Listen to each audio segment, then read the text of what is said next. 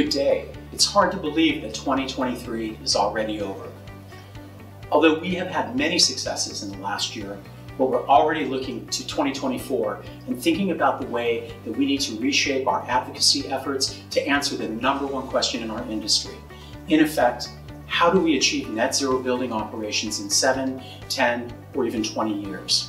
As you know, federal, state, and local governments have made it clear that they view the future of buildings, all buildings, as operating under net zero. They are passing laws, such as Local Law 97 in New York, or issuing directives like the President's executive order to the GSA on net zero building mandates. These laws mandate significant reductions, leading to requirements for net zero operations starting as soon as 2030. So, while BOMA International continues to lead the cause on tax policy, decarbonization, building codes, safety, and security, we're also starting to work on the #1 problem in the coming decade. How do we reach net zero operations and remain a vibrant, profitable enterprise? BOMA believes that one of the best ways to answer this problem is the development and implementation of distributed energy systems to replace the current technology for generating and distributing electricity. But what is a distributed energy system? The approach is focused on bringing together 3 key components: renewable energy generation, development of a microgrid, and adequate energy storage. So overall, we've made advances in renewables, and I believe that given the viable business model, we can generate the energy we need for renewable sources. Still, we need to continue to advance beyond wind and solar and look towards geothermal, volcanic, tidal, and hydrogen energy. We need to expand our use of microgrids. A microgrid focuses on energy management of one building connected to a storage system. However, these systems can be scaled to link to the adjacent building, the whole block, or the whole city.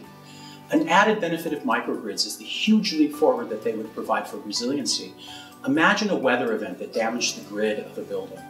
The microgrid could be disconnected from the larger system and not bring down the entire neighborhood or city, as is the case with the current supergrid system we have in the United States. This would eliminate large-scale, long-lasting energy outages, creating more resilient communities. This brings us to storage. This is the one area where we are having the biggest challenge. Current long-term storage technologies are not stable, require certain types of rare earth minerals, and can be explosive. Fire from battery systems can be challenging to extinguish. Newer technologies, such as thermal storage, need to be advanced, and we are working to get this message to our political leaders to urge them to make investments in pre-competitive research and development. Overall, imagine an energy system that can generate significant electric power, which can then be stored and then delivered or shared among buildings, their neighbors, or an entire city. It would be a giant step forward towards emissions-free operations and support resilient and vibrant communities.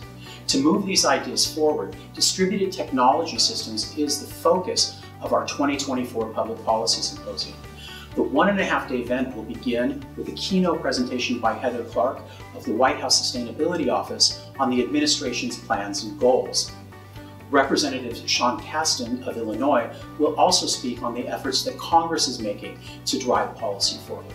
The second day will focus on sessions from each key topic: generation, microgrids, and storage, with a final session focusing on Hudson Yards, a New York City facility that has put these systems into operation.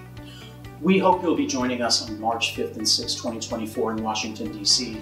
as we examine these issues more closely, defining our path to a net zero building operation.